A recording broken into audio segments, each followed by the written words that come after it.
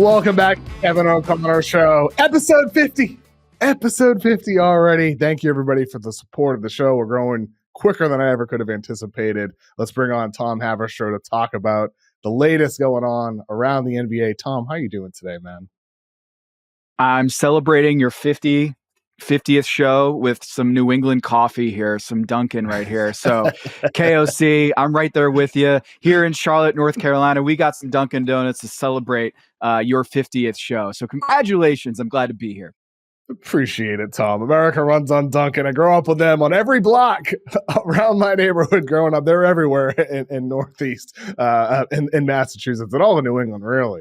Let's talk about the NBA, Tom, starting with the tanking has begun. The tanking has begun. De'Aaron Fox scores 32 points in a Spurs win on Wednesday, and then the Spurs say, no. That's enough.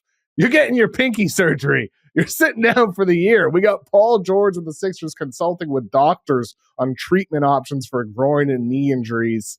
Let's start with the Spurs, Tom. It feels like we are entering the point here where some of these teams are saying, okay, time to look ahead to Cooper Flagg and Dylan Harper and hoping for some lottery luck in May. Yeah, and I feel like the NBA, when they released that press release that they're fining the Utah Jazz $100,000 for sitting Lauri Markkanen without any sort of credible medical information to say that he could not play, he was not physically able to play. I think that was a warning shot to the rest of the league, was like, we are going to clamp down on the Lauri Markkanens of the world and make sure that everyone's going to be, that the integrity of your medical reports have to be on point. And so De'Aaron Fox getting sat, I think tells me, the Spurs also have the Atlanta Hawks pick this year, and that's not as valuable as I thought it was because the Hawks are continuing to hover around 50% or playing 500. And so this is, the Spurs' opportunity to take their own chances and raise the odds of the ping pong balls working in their favor. I mean, in some regards, obviously you want Victor Wembanyama to be healthy and hopefully he's able to get back to 100% and never have injuries again moving forward in his career. But in some regards, for the Spurs, it's like this year's a big win. Victor made progress. He took a step forward in his career, even better defensively than he was as a rookie when he was already dominant, making progress offensively as well. And you get De'Aaron Fox, a piece for your future. And guess what? You're also going to have pretty good lottery odds. There's a real chance that, who knows, the Spurs move into that top four. They currently have the 9th best odds. They're a half game back from your Portland Trailblazers. That's probably about as high they would move in terms of lottery odds. Probably 8th best is what you could see the Spurs end up getting. But, for San Antonio, if they're able to move up, whether it's the big prize in Cooper Flagg or one of those other guys, it positions the Spurs to better able build around Victor in the future. And then for the Philadelphia 76ers, Embiid already out for the remainder of the season. The Sixers currently have the 6th best lottery odds, and their pick is top 6 protected. Otherwise, it goes to Oklahoma City. For them, they're a half game back from the Nets, who have the 5th best odds, which would give them a slightly better chance of moving up, 42.1% chance of keeping their pick versus 37.2% currently in that 6th slot. Shutting down George would make sense for them because this is a lost year, no point, and trying to win these games down the stretch. It is a complete failure, forget about it season, and then figure things out this offseason. So whether it's trading George, whether it's trading, Joel Embiid, or whether it's trading the pick to build around those guys, that's what would best position the Sixers to end up moving forward in a positive way. Otherwise, Tom, boy, if OKC were to get that pick, this horrible nightmare of a year would continue. But would we get playoff podcasts back, playoff pay podcasting back when he's got he's done playing? So I wonder if now the championship is out of his grasp. He said, I want to focus on bringing a championship to Philadelphia. I'm going to shut down the podcast. With him being silent for the rest of the year, I'm wondering if we can turn the mics back on. I would love that. Paul George, I never anticipated he'd be so good on podcasts. I just didn't see it coming. Did you see it coming, Tom? Did you have any idea he'd be that good on mic? Okay. But the number one pick on this, better than we thought, podcasting, is Jeff Teague. And that's not Oh my because it's God. Wake Forest. Legends. Jeff Teague, I did not even know this, that Jeff Teague had this. He's the best storyteller. Forget media. Like, in the NBA period, he is the best storyteller. And I never saw that coming from Teague. No, I had no idea. I mean, there was a recent thread on X earlier this week where it's like, Jeff Teague's the best storyteller. And then you like scroll through the comments and scroll through the quotes, and it's just like some of the best stories ever. And because sometimes it's not just Teague, it's the friends he brings on. Like Evan Turner was telling this story on there about how like Brad Stevens is in the huddle calling a play, and he's writing the initials for the play call. And it's like MS for Marcus Smart, right? JT for Jason Tatum. And then he writes Jet. And Evan's like, who the hell is Jet? it's like, wait, Jeff Teague? Yeah. Jeff Teague. Yo, Jeff Teague, the veteran, gets demoted to Jet, and Jason Tatum becomes JT. You know how musicians just put out greatest hits albums just to like juice the stats and get more hits on the same, they're fracking the pool essentially. I feel like that's what Jeff Teague is on Twitter. Is I will watch his greatest hits reels nonstop. I can't stop. Like, I can't stop watching Jeff Teague clips. And there was I think it was on X where there was like a 9-minute greatest hits reel of Jeff Teague stories. Wow. Yeah. And I watched it like back to back because they're so good. Yeah, I mean, he's an incredible storyteller. I love Jeff Teague's podcast is top notch. I mean, it's nice when players have good Gilbert Arenas obviously goes viral all the time for some crazy takes and whatnot. Jeff Teague goes crazy for the stories. Let's talk a little bit more about tanking here. The Miami Heat, they've lost 14 of their last 20 games. They've lost 5 in a row now. They've fallen all the way to the 9 seed. And if they stay in the 9 slot, that would mean they have to win 2 play-in games in order to move back into the playoffs and get the 8 seed. And, first round against Cleveland, you're probably getting smoked. Tom, are the Heat stealth tanking, or do they just stink? I think they just stink, man. Jimmy Butler raises the floor and raises the ceiling of the Warriors, and he lowers the floor and lowers the ceiling for the Miami Heat. I mean, that we talked about on The Big Number this week with Dan Devine, which you can catch every Thursday on Yahoo Sports, on YouTube, or on wherever you get your podcast. And I talked about how that might be the greatest swing trade at the deadline. If the Warriors win the championship this year, it'll be the best midseason trade since Clyde Drexler, when they won the championship with Houston. And I can't imagine that Miami feels better today about that trade than they did at any point, where you're looking at this Miami Heat team, and it is proving the fact that without Jimmy Butler, they're a mediocre team. And the same goes for the Warriors, where it's like he is the guy that they were looking for who solves all of their problems. And we were coming up with nicknames for Jimmy Butler. We landed on adult diapers for Jimmy because he solves all your mistakes. And he did kind of soil himself in a game where it looked like he did a few weeks ago. And so Jimmy Butler is not only raising all of the championship odds for the Warriors, and they look so good with him on the floor. But I think it just proves that Miami Heat do not have the talent to compete. And it was mostly, if not all, Jimmy Butler and playoff Jimmy raising them to that NBA Finals trip in his twice in his tenure. And this Miami Heat team, they're 2-6 in clutch situations, with the worst plus minus in clutch situations since the All-Star break. And so I'm not saying they're like purposely tanking and throwing these games, but I would not blame you if you thought that watching them in close and late situations this year. It's a bummer, man. I mean, if you're a Miami Heat fan, Bam Adebayo this year has not been taking the leap in the way that you might have anticipated. Tyler Hero starts the year absolutely incredibly. I mean, he's an all-star, and he looks like he's taking a leap. He's talking about how he wanted to model his shot selection after Stephen Curry and everything, and he looked awesome. And then ever since really he got named an all-star in late January, it's been really up and down, very inconsistent game to game for him. And so, Jaime Jaquez in his second year has not quite been the same guy he was as a rookie. So, Kel'el Ware is a positive. There's still some bright spots for that team, but ultimately, it feels like the Heat are in a position where they are rightfully, it's a good thing right now that you're losing games because you want those higher draft lottery odds, whether it's to move up at 4 or at least have a late lottery pick. But, it's a major bummer for Heat fans this year. It is a major bummer in every way. And understandably so, whether tanking or whether they just stink. These teams are tanking for a reason, Tom. I mean, Cooper Flagg, he gets hurt on Thursday, suffers a sprained ankle. Hopefully he's not out for a long period of time. I talk about that with Gordon Hayward later in the podcast. We talk about Flagg and who some of the guys on Duke are that could step up and help that team win, or also, improve their draft stock and a prospect, Con Knipple being top of that list. But it is weird, this month for the teams that have lottery hopes. Dylan Harper for Rutgers, Ace Bailey for Rutgers as well.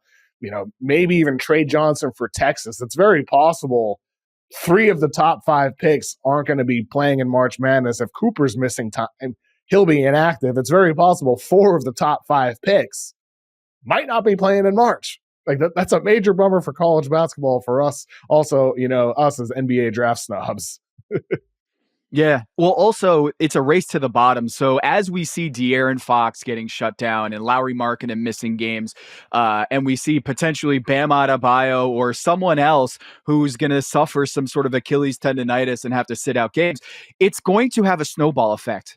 Kev, like you're going to see other teams look at their roster and say, we've got to race these other people who are sitting their guys. Paul George out, Embiid's out, Tyrese Maxey and out indefinitely. We don't know when he's coming back.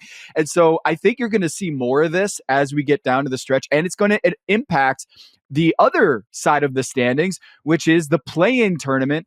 A lot of teams are fighting for that 6th spot, making sure like Minnesota, the Clippers, the Warriors, it is basically a playoff push right now for those 3 teams in the Western Conference. And if they're playing the Spurs or they're playing Utah, this is going to dramatically impact the playoff race and therefore playoff the championship, contention. So this is a huge story. And I'm not surprised that the NBA is trying to clamp down on this, but if you're opting for surgery or considering surgery, I mean, you can't really do anything about that. The league has no power to fine the San Antonio Spurs when a guy is going to opt for surgery. It's the cases where a guy has a knee soreness or Achilles tendonitis or groin soreness that it is going to be, incumbent on the teams to provide that hard record of this is what our doctor's showing us, because it is going to be a tank fest down the stretch for a lot of these teams. One team that's not tanking is your Portland Trailblazers. I say that even though they lost 5 games in a row, but they are competing their asses off in those games, dude. That game against the Knicks on Wednesday that went to overtime, Mikal Bridges game winner. What a game, dude. Like, Tom, like you must have been flipping out watching that game. Like, it was just so fun. It was one of the best regular season games of the year, and the Blazers were fighting their asses off in it. Yeah, Kevin Calabro in my ear, he's like, what is the record for lead changes? And I'm like, you know what? I got to look this up. We were at like 37 lead changes in the 4th quarter, and I was sitting there being like, that's got to be an NBA record. So I go and I look this up, and accordingly, the record was set in 2023 with a Mikal Bridges game winner when he was with the Brooklyn Nets over the Atlanta Hawks. And I was like, oh, wow, Mikal Bridges is playing in this game. And then sure enough, Mikal Bridges has a game winner in overtime, and it was the same exact score as the record for lead changes, 43 lead changes in 2023 in that game, and 42 for this Blazers game. Would have been the record had it not been for that Mikal game winner back in 2023. Kev, this game was so exciting, so awesome to watch. The Deni Avdija and 1 to give them the lead down the stretch. The referees were very questionable when they had an inadvertent whistle that gave the New York Knicks the ball, a sideline out of bounds play there late in the game. It was a very bizarre game, crazy game, but I promise you, Kev, this is proof that we are living in some sort of simulation. Open your third eye, Tom. Bridges game, open your third eye. Keep your third eye open, Kev. That's right. Keep your third eye open. How else can you explain that we had a Mikal Bridges game-winning, buzzer-beating three-pointer to end the game with the score 114 to 113 with 40-plus lead changes? What? What else can you do to explain that? I think it does serve as proof for simulation theory. Yeah. Do you remember? I think JJ Redick, did he present that in the Sixers? I think he presented that theory or something, some version of that with the Sixers. Kevin Arnovitz reported that like the Sixers a few years ago in the locker room, they would make presentations about something about non-basketball and present it to the team. And I want to say that JJ Redick proposed the simulation theory to the rest of the 76ers. And I want the whole deck. Like we talk about the greatest hits with Jet Teague on his podcast. I want the whole deck of Philadelphia 76ers making presentations to their team about something non-basketball related. The science project for all the players. I want that.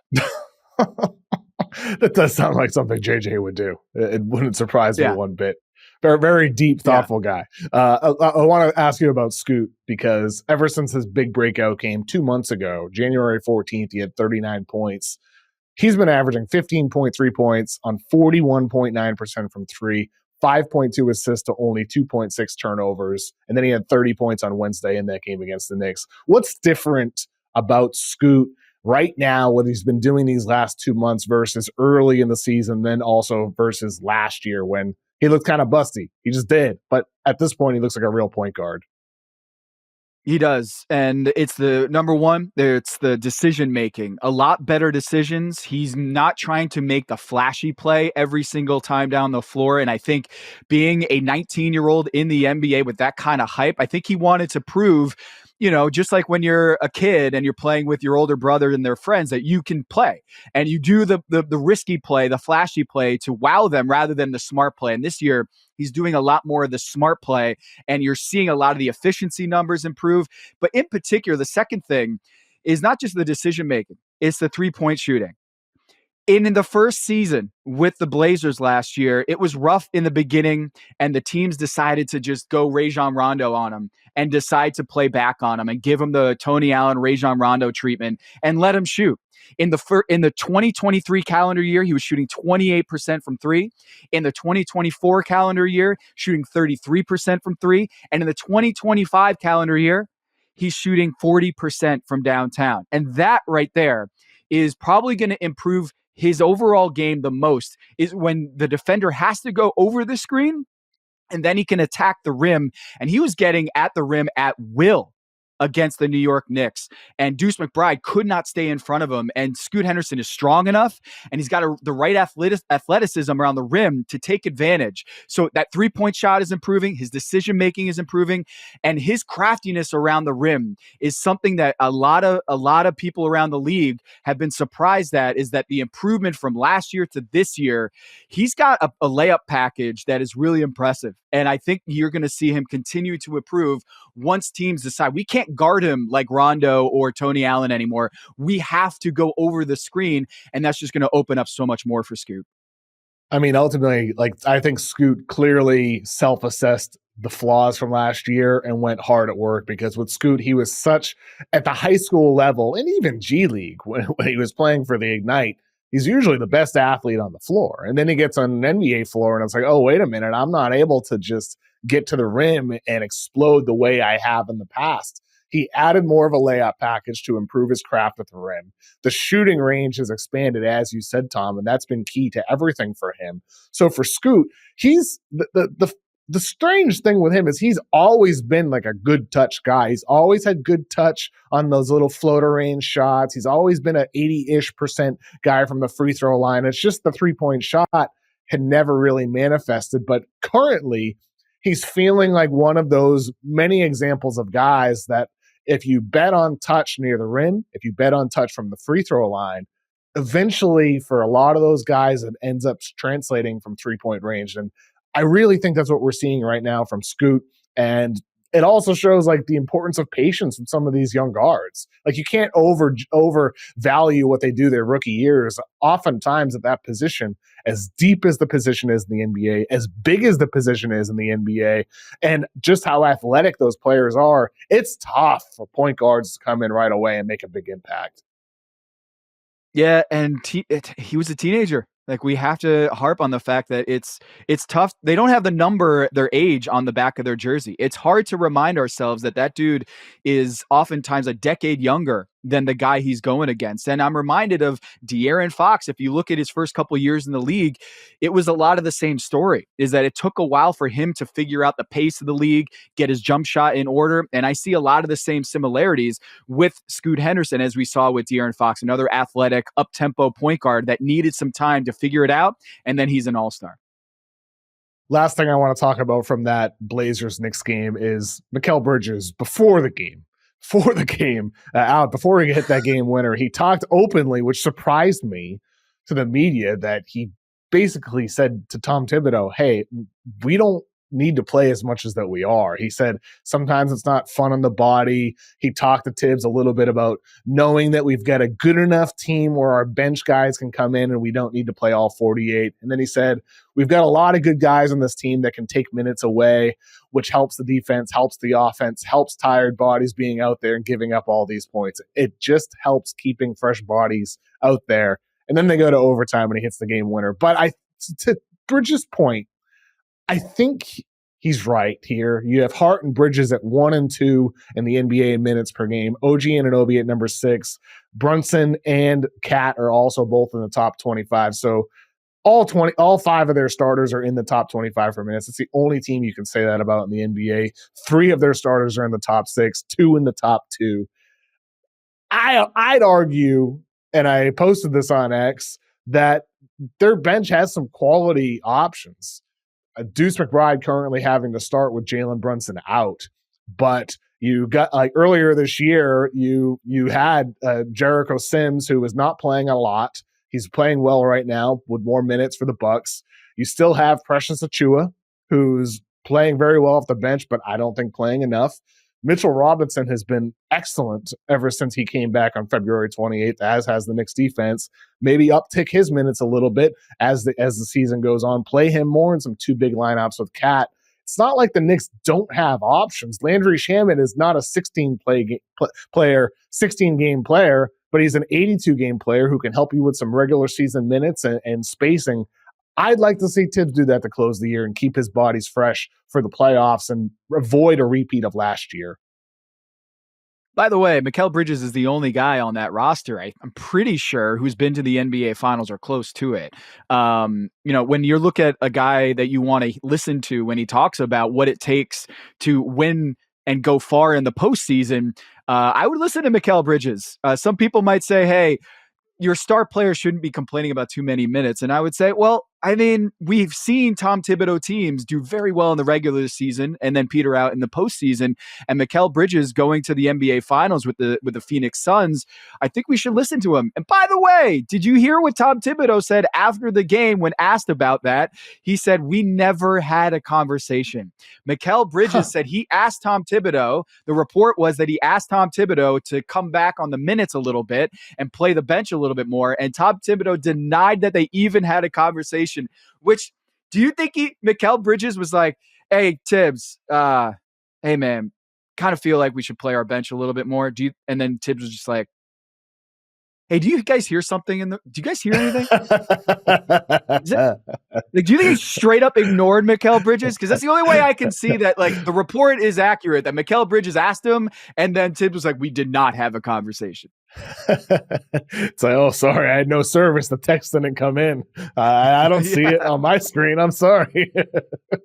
Yeah, I was in airplane mode. My bad. What were you saying? But yeah, and then he had to play 41 minutes against the Blazers and have to guard, Shaedon Sharpe, and it was, you know what? It was a great thing to see because I wrote about this at TomTheFinder.com. Is that Mikal Bridges, for a guy who got 5 first-round picks and a swap, traded for him last offseason, he has not had a breakout year for the Knicks. It's been very up and down, and by estimated plus minus, he is not a top 150 player in terms of the performance this season.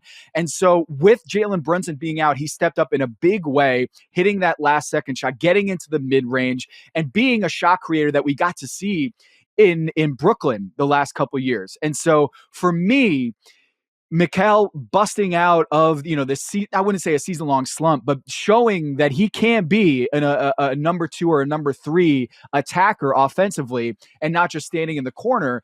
That is a good thing to see if you're the New York Knicks. And I keep going back to that playoff run with the Miami Heat when I was covering the team, when Chris Bosh was sidelined with that abdominal strain.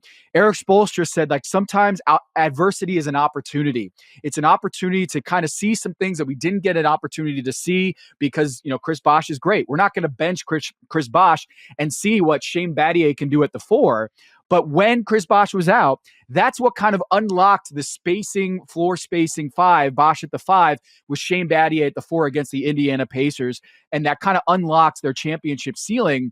Is when Chris Bosh got hurt, that's when they decided to get a little bit more unconventional and things started to unlock. And I think we might see that with the Knicks. And I got to say, I agree with Mikal Bridges. If you take down our minutes a little bit, maybe we can see more in the most Spurs way. Is like, we don't want to play these guys 40 minutes because we want our bench, in case something happens or someone gets injured, we want them to get those minutes and feel comfortable playing it as a starter. And I think that's what Mikal Bridges, the spirit of what he's saying, is our bench is good enough, and let's see more of these guys because we're going to depend on them in big moments in the playoffs.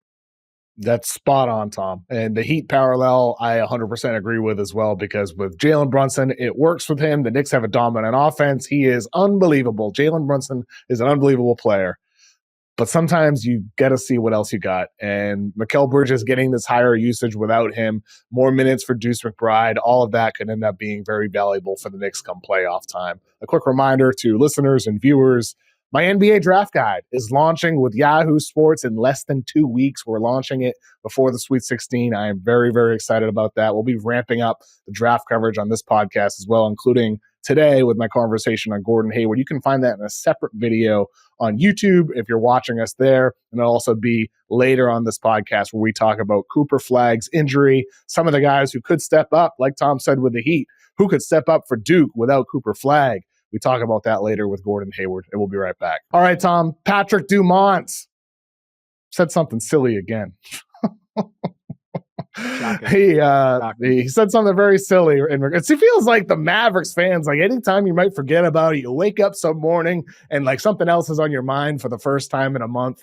There's something else. There's something else that just gets your attention and makes you remember that trade. And DuMont did that on Thursday. He said, after the trade deadline last year, we actually had the best record in basketball, which was a big accomplishment, and we got to the championship games. And we didn't win, so we had to decide, how do we get better? And he says, so we looked at our trajectory during the season and realized that we did not get better, but the teams that we competed against did get better. So this was a decision about the future. If you look at our roster today and who we have, we feel like we position ourselves to be incredibly competitive against the best teams in the NBA. Tom, I thought Nico Harrison said the trade was about the next 2, 3, 4 years and maximizing their championship window, not about the future. So what's going on here? What's going on? First of all, championship games? What? Yeah. What? Like, big red flag. Big red flag calling it the championship games. This is like when he talked about players with high work ethic and he didn't mention Dirk, but he did mention Shaquille O'Neal. Maybe stop talking about basketball. Maybe. Yes, just stop. Maybe. I'm surprised he didn't call it, hey, we played good with that sports ball, with the round orange thing, throwing it in the orange circle. Like, that was championship games. Just was like, stop talking. And he kept going and talking about how we built this team for the future. We made the trade for the future. When you traded away a 25-year-old for a 32-year-old, what are you talking about? And it's contradicting, like you said, to what Nico Harrison is talking about. The talking points continue to change. And usually, you know what that means? Is you're lying. There's something that you're not telling us. There's the reason why the pretext of the trade continues to change. First, it was defense. Then it's winning now. And then it's about work ethic and all this. The word that stood out to me, he said it a few times in that interview. There was a 9-minute clip that was shared that it was very wide ranging about this Mavs trade and the Mavs situation. There was a couple references to character. The word character, that they want high character guys, and that Dirk Nowitzki is a high character guy, and what we're about as an organization is a high character guy. Keep saying this. What is he referring to? Is he referring to like hookah and drinking beers after a game? Or is there something else that Patrick DuMont can't say publicly, but he has to reference this consistently because none of the other explanations make any sense. None of them do. And it's just stop talking. Like, stop. 9 minutes of explaining the Luka trade that continues to dig himself further and further into a hole. First, it's long-term. Then it's a short-term thing. And he's now saying, like, Dirk Nowitzki, my bad, I know you went to go to the Lakers game to support Luka Doncic, but you're one of us still. There's much more that we can learn from his commitment to the city of Dallas and his work ethic.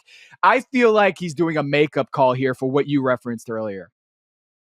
I think that's all it is. But honestly, I what I really just think it is deep down inside, he knows they screwed up. I think he knows they screwed up. And this is just coming up with excuses, trying to rationalize what you did. And, I just feel bad. I feel bad for Mavericks fans more than anything else. I just feel bad for Dallas Mavericks fans. I'm very sad for them. They have such a passionate fan base. I've been there for playoff games. I've been to a lot of different arenas for playoff games. Mavericks fans are some of the loudest, some of the most passionate that I've felt. The way the fans are through the concourse, the way they chant and the emotion. Like, you can just feel how much that fan base loves basketball. And Texas is a football state, a high school football state, a college football state, and an NFL football state. And yet the Mavericks fans, that passion is there for the sport of basketball.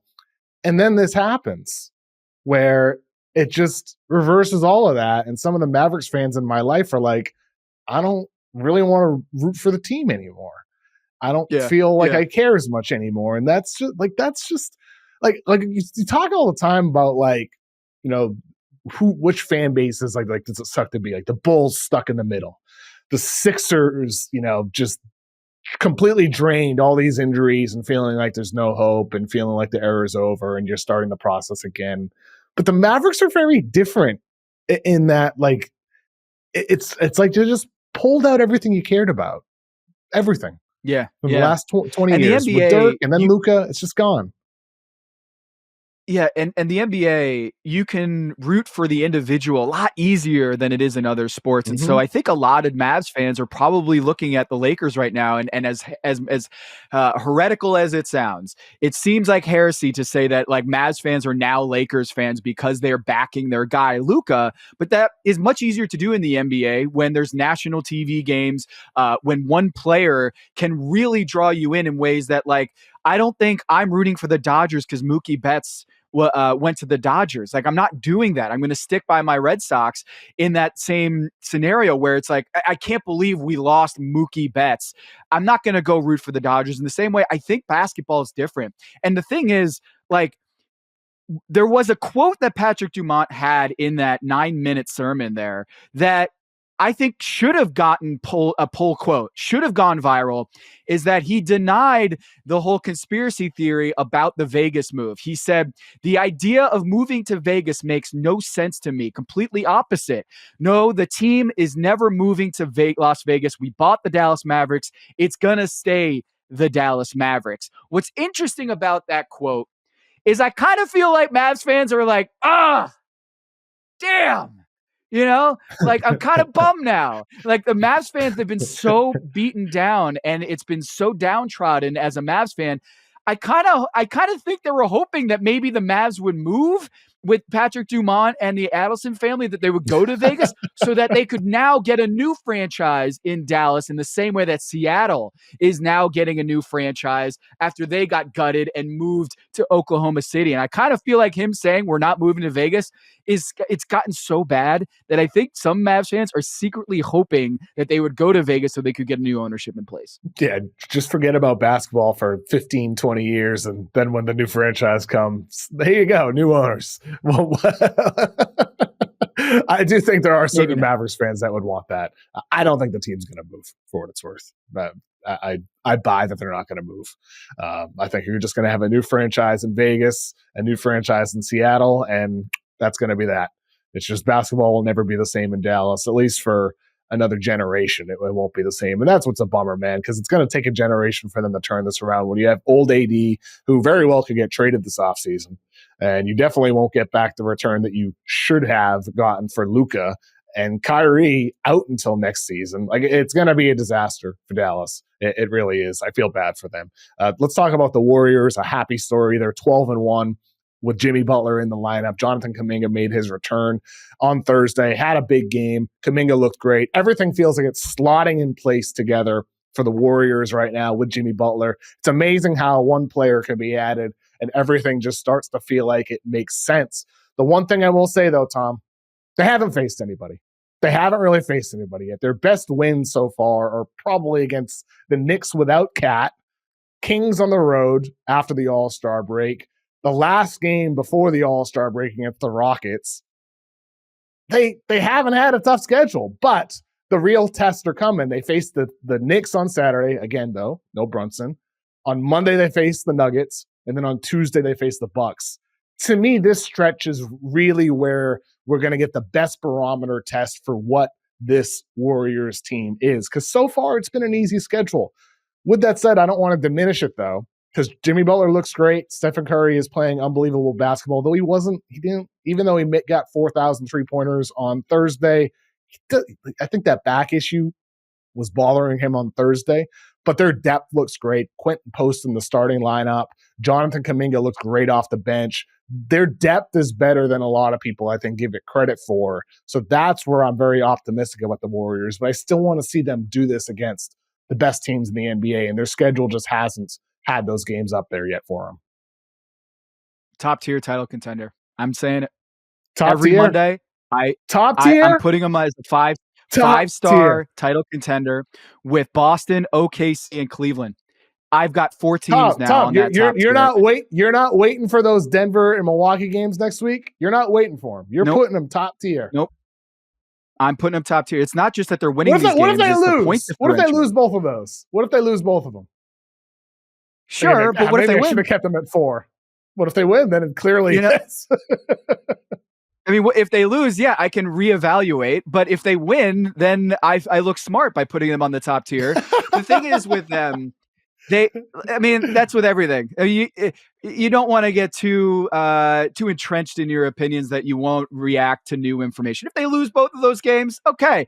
But I do think that they could win those games, and you're seeing the Minnesota Timberwolves wax the Denver Nuggets, and in ways that similarly, those 2 wins against the Nuggets recently are their only 2 big wins, and the rest of the winning streak there with Julius Randle is okay, you're beating up on Charlotte, you're beating up on some backwash teams in the standings.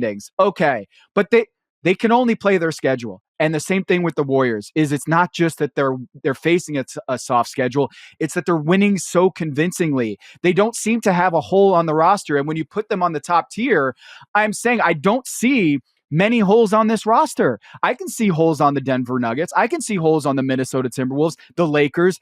I can't really say that about the depth that they're showing and what Jimmy Butler brings as a stable, a guy who, as Dan Devine mentioned, he's like a metronome. He is very consistent. He brings some stability to the team. And since they acquired Jimmy Butler, they're number 1 in free throw differential. And before the trade, they were 27th. They're now number 1 in turnover differential. And before, they were not number 1 in turnover differential. I can promise you that. And so this team is playing such smart, high IQ basketball. And in a playoff series with all that roster healthy, I think they're in the top tier. And you know what?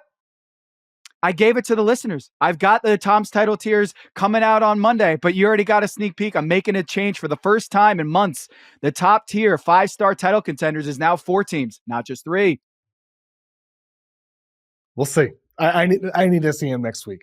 I want to see that Nuggets and Bucks back to back. And then again, after that, they're going to win a hell of a lot of games. Their schedule eases up again. And then in early April, they have a run of games. April 1st, Memphis, then the Lakers, then the Nuggets, then the Rockets, and then the Suns. Who knows what the Suns look like at that point? They might already be in Cancun who knows? Maybe they'll be fighting for their lives to get the 10 seed at that point. But there's two more stretches for Golden State this year that I think are really going to show who they are, whether they're like top of the top tier, like even, a favorite, or whether they're just in that second tier. But I think it's bold to put them at number one. I respect it, Tom, because they've been playing awesome basketball. As I said, it's not just Jimmy Butler.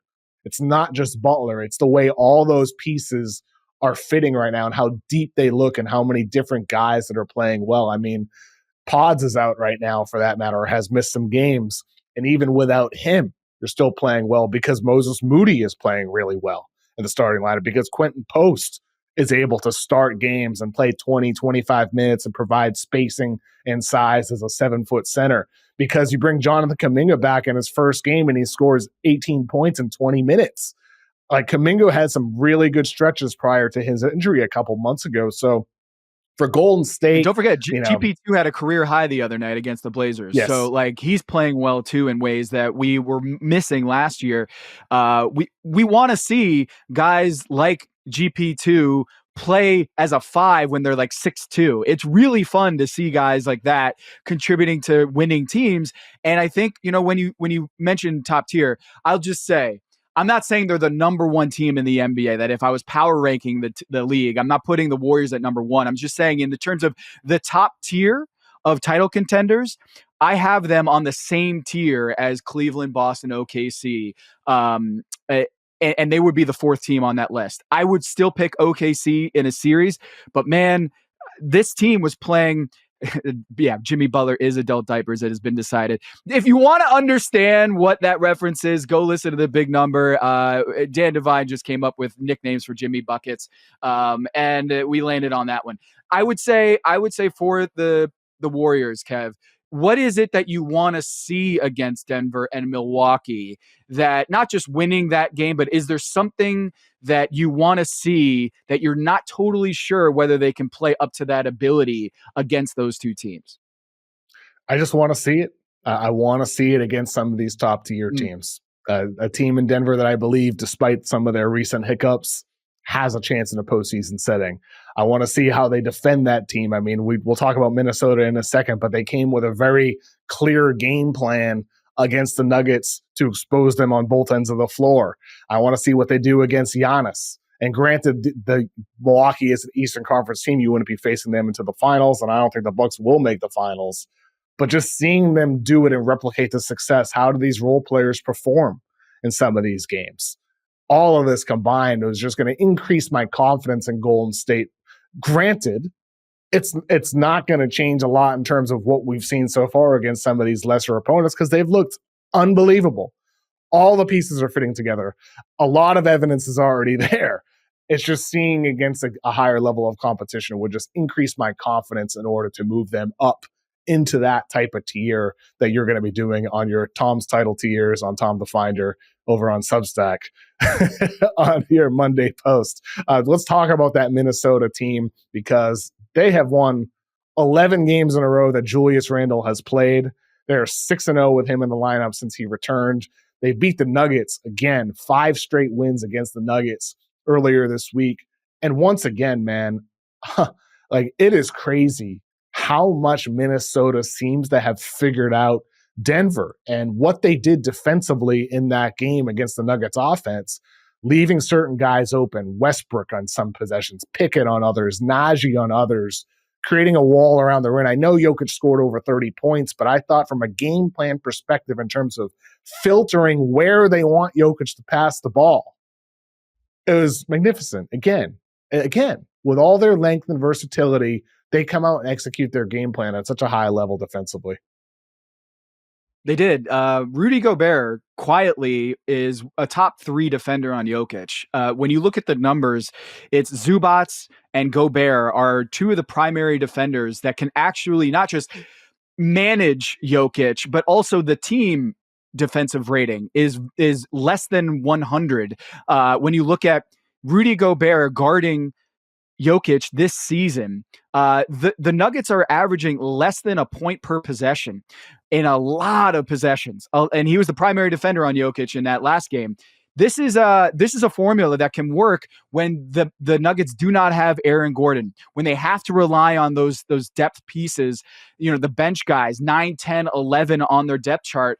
That's going to be a problem. And the Denver Nuggets are not the same when they don't have their full complement of players, and that's obvious for every team, but especially with such a thin roster like the Denver Nuggets. The Minnesota Timberwolves are playing with a lot of fire. They're playing with a lot of defensive intensity that we were missing from the first half of the season. And maybe it's just a matter of getting more minutes and reps with Dante DiVincenzo, with Julius Randle. You mentioned 11-0 in Julius Randle games. I'll also point out DDV. This dude is averaging 16, 5, and 5 in his last 12 games, and he's shooting 49% from downtown. He is very much looking like a 6 man of the year candidate. Too late to get that now, but that was the vision with Dante DiVincenzo. And Mike Conley's playing a little bit sharper. This team has got the depth that you don't have with the Denver Nuggets. And yes, depth is less important in the playoffs when the rotations shrink and you're only playing 6, 7, 8 guys, big minutes. But man, Minnesota looks really strong right now. And I will also caveat, if we're going to do this with the Warriors, we have to keep that same energy with the Minnesota Timberwolves. They beat Dallas by 1.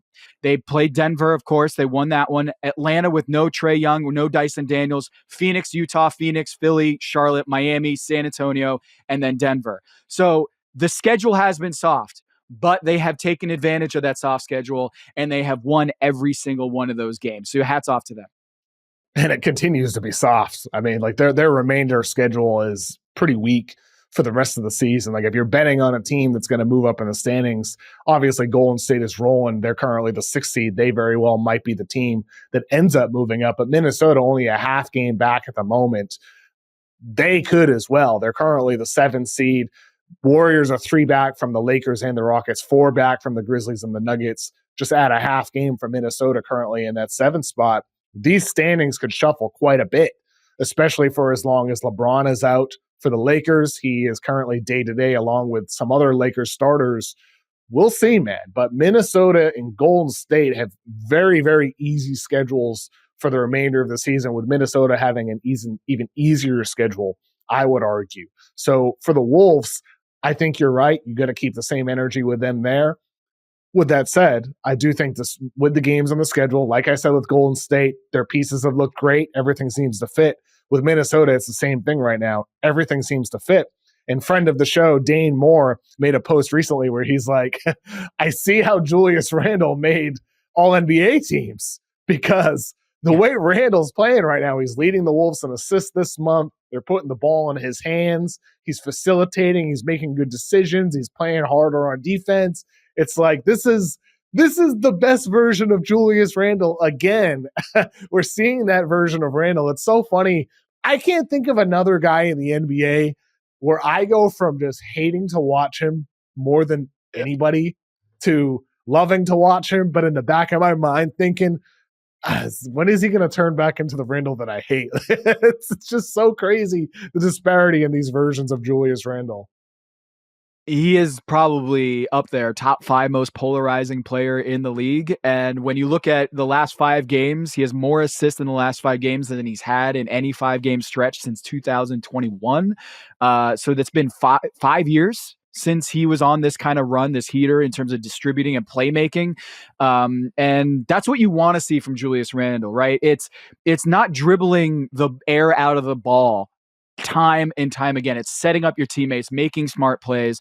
And, the 3-point shot is something that is kind of the swing skill for him, is when the shot's falling like it was against Denver, it's tough to beat the Timberwolves. And again, DDV, I'm not going to say the Timberwolves won that trade, but the way that the team has been playing as of late and the way that the New York Knicks have been kind of hitting a wall as of late, I do think that this is as close as it's ever been in terms of the results of that trade, the Cat trade this offseason, where they got the pick, they got Dante DiVincenzo and Julius Randle. And at first I thought that was a heist for the New York Knicks, getting Karl-Anthony Towns. And the way the slow start from Minnesota and DDV and Julius Randle, I was kind of like, man, highway robbery. But the way that they've been playing recently, I don't think you can argue that it's been a clear winner either way on that trade. And that's something that I would not have foreseen earlier this season. No, especially with Randall playing the way he is now, and DiVincenzo has significantly improved since his slow start of the year. And I mean, look, dude, like not all teams click right away. It's just the reality of it. And you're trading a fixture of your starting lineup and Karl Anthony Towns, who helped define he was a big piece in figuring out who Minnesota was last season defensively, with him sliding to the 4, effectively playing that way next to Rudy Gobert, offensively with his spacing and his connective passing ability, the downhill attacking. It takes a lot of time sometimes for certain teams to figure out how to be a new way, especially with guys like Randall. And so for Minnesota, the way they're playing right now, again, easier schedule recently, but the way they've been playing, it's encouraging for their chances to be one of those teams that could upset in the first round. I mean, who knows, Tom? Like currently the way it is, Warriors 6 seed, Timberwolves 7 seed, Clippers 8 seed with James Harden on a run. He had 50 points recently. He's been playing some of his best basketball of the entire season. 31 points per game in his last 5 games, 10.2 assists for James Harden. 6, 7, 8. I'm not picking all 3 of those teams to upset 1, 2, 3 Thunder, Grizzlies, Nuggets. But there's a chance with those teams that they at least have some deep series. So I'd think we'd at least get 1 or 2 potential upsets.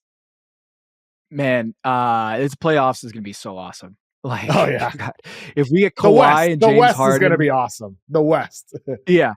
If you look at the 6, 7, 8 in the West versus the East, it's a huge difference. Boy. But no disrespect to Detroit and Indiana, and it drops off from there. But that is Atlanta, an incredible race. Yeah, it's an incredible race when you look at it, Kev. For that 6th spot, it is one of the great, inventions of the play-in tournament is the fact that like there's now a race for that 6th seed that you didn't have earlier to avoid the play-in. Minnesota, the Clippers, and Golden State. It's going to be awesome to watch, and then we get the postseason. So I cannot wait. This is going to be a great stretch of games here the rest of the season. This is why incentives matter. There's incentives to tank because even though the odds have been flattened, the odds have been flattened, there's still a higher percent chance when you have top 3, top 4 odds than there are when you have the 10th bets odds. There's incentive to tank out of the play-in to get higher draft odds to make sure you don't accidentally get into the playoffs. There's incentive to get the 7 or the 8 seed instead of the 9 or 10 because you need to win only 1 play-in game instead of 2 play-in games as the 9 or 10 seed. There's incentive to get the 6 because you're automatically guaranteed a playoff spot. There's incentive to get a top 4 seed because you're guaranteed home court in the first round. Where I wish there were incentive, and this is something I've been beating the drum up for years, is I still wish the top 4 seeds were allowed to choose their first round opponent because as currently constructed with the NBA standings, Tom, yes, the OKC 1 seed, you get home court through the Western Conference playoffs. Congratulations. Oops, guess what? You get the Golden State Warriors in the first round, or you get the Minnesota Timberwolves in the first round. Like, really? Like that's who we get for winning 67 games and we're the 1 seed? I think there should be incentive for the Thunder to get the first pick of their opponent. Currently, the Grizzlies as the 2nd pick, the Nuggets as the 3rd pick, and then the 4 seed, currently the Lakers, would get the leftover team of the bottom 4. But then there would be incentive to be the 2 seed instead of the 4 seed, or the 3 seed instead of the 4 seed. Currently, you're going to have teams inevitably, as these standings start to kind of shake out by late April, where teams are going to say, oh, we're going to try to lose this game because we'd rather be the 3 seed instead of the 2 seed. I don't think there should ever be incentive to lose for these playoff teams. It should always be about winning. And the way to do that is by allowing teams to choose their first round playoff opponent. And that's how you spark rivalries too. 110%. Could not agree more. And there's another reason why this is so important as an invention or an addition in this era of the NBA. Injuries are happening more frequently. And let's say something happens to a top player on Memphis or Houston or the Warriors, it changes the calculus dramatically. And so for these teams like OKC, I think they should have the ability to choose their opponent based on the current set of injury situation. And when you have a team that has a huge injury to one of their top players, which happens more frequently now than it did 20 years ago. This is a different era where star players are playing 70% of their games rather than 90% of their games. This is when the player availability will matter more. And these top teams should be able to say, you know what? I want to play that team that is shorthanded, even though they're number 2 in the standings. It's going to be a much easier thing than that team that just got Jimmy Butler and Steph Curry and Draymond Green. I think that's complicated, Tom. Like, you can't allow the 1 seed Thunder to choose the Grizzlies as a 2 seed. You can't allow that. Like, I think there needs to be incentive for the 2 seed as well, like to fight for the 2 seed. It can't be just the Thunder get to choose their team. I think the top 3 seeds, that's the order. Like, I think that's too extreme personally, where if the Thunder could choose the 2 seed, I think that's too much. I think it needs to be the 2 seed and the 3 seed also get to choose as well. So, like, fair. Currently you have Memphis, Nuggets, Lakers, Rockets, all 1 game separated from each other. And then the Warriors and Timberwolves, as I mentioned earlier, 4 games back and 4.5 games back respectively. There should be reason for the Rockets to be fighting like hell to get the 2 seed, rather than, end of the year, maybe you rest a guy. It should matter more that LeBron's out for the Lakers, where it's like, damn, like we're going to get the 2 seed and we're going to get our choice of our opponent in the first round. Whereas if you're the 4 seed or even the 5, it's like, dude, the team that best matches up against us could choose us in the first round. And that's where, like, everybody talks about, how do you make the regular season matter more? You make it matter more by adding that other incentive, by making it matter more in terms of what your playoff standings are going to be, instead of just random as currently is. Long story short, Tom, 1, 2, 3. It'd be fun. It'd be drama. You'd get a draft with these teams selecting their first round opponent. There'd be rivalries that brew.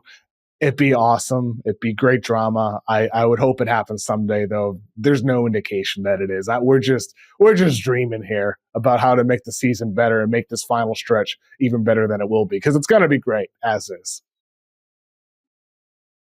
Tired, all-star draft, wired, postseason draft. That's what we want. Please. That's what we want. Make it happen. Make it happen, Adam Silver.